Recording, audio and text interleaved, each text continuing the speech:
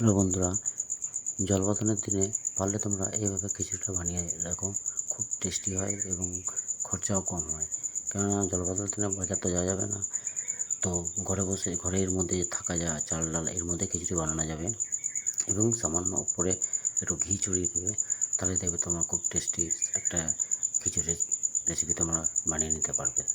তো দেখো বন্ধুরা, চলো কীভাবে বানাচ্ছি তোমরা দেখে নাও। প্রথমেই দেখো চাল ডাল আলু তিনটেকে ভালো করে ধুয়ে নেবো। ধুয়ে কড়াইয়ের মধ্যে চাপিয়ে দেবো। এটা মুগ ডাল দিয়ে বানানো যাবে, মুসুর ডাল দিয়ে বানানো যাবে। আমি কিন্তু মুগ ডাল ব্যবহার করছি এতে, যেহেতু মুগ ডাল আমার কাছে বেশি ছিল তাই মুগ ডাল দিয়ে রেডি করছি। চলো, ফাইনালি আমার চাল ডালও সেদ্ধ হয়ে গেছে। এরপর আমি এর মধ্যে মশলা অ্যাড করে দিচ্ছি। দিয়ে দিচ্ছি হলুদ গুঁড়ো, দিয়ে দেবো জিরে গুঁড়ো 1 চামচ, আর দিয়ে দেবো लंका गुঁড়ো 1 চামচ। लेकिन फाइनल जिस टाइम में रजिस्ट्री करवाएंगे ना, तो ये जो एग्रीमेंट आपका हुआ उसका फ्री स्टाम्प ड्यूटी माइनस हो जाएगा। দিয়ে দিচ্ছি স্বাদ অনুসারে লবণ দিয়ে দিচ্ছি।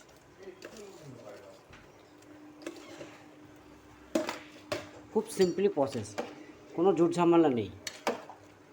দেখো এই প্রসেসে রান্না করলে তোমাদের রান্নাও ভালো হবে।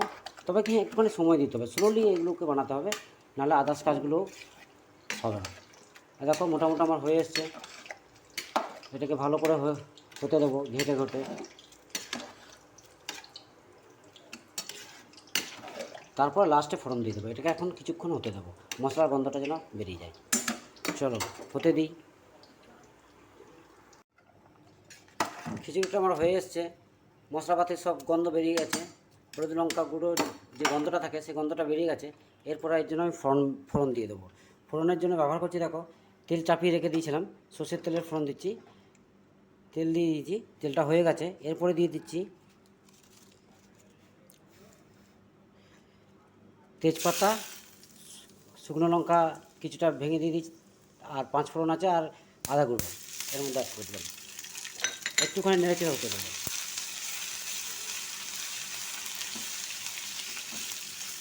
খুব ইজি প্রসেস বন্ধুরা, পারলে তোমরা অবশ্যই বাড়িতে ট্রাই করবে জলবাদলের দিনে। দেখবে খুব টেস্টি এবং স্পাইসি হয় এই ধরনের খিচুড়ি।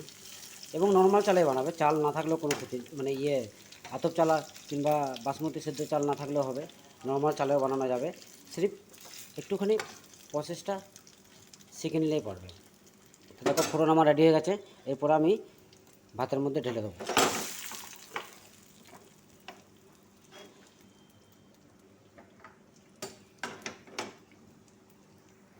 দেখো ফোড়ন আমার রেডি আছে। এরপর ভাতের মধ্যে দিয়ে দেবো।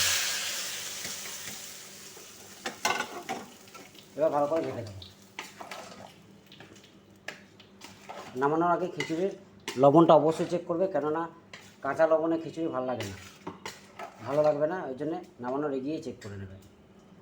ফাইনালি দেখো, এটা মশলা কষেও বানিয়েও খিচুড়ি বানানো যায়, কিন্তু আর এ পদ্ধতিতে হয়, দুটো পদ্ধতিতেই হয়, কিন্তু এতেও বানানো যাবে এবং খুব টেস্টিও হবে। তোমরা দেখবে আবার ট্রাই করে। বাস, আমার খিচুড়ি রেডি। তো বন্ধুরা, ভালো লাগলে অবশ্যই আমার ভিডিওটাকে লাইক কমেন্ট এবং শেয়ার সাবস্ক্রাইব করে দেবে। এরকম আমি রেডি করে ফেলেছি, খিচুড়ি আমার রেডি। নর্মাল চালেরই বানিয়েছি, আর একটু খানিকক্ষণ রাখবো, কেননা জলটা তাহলে টেনে নেবে।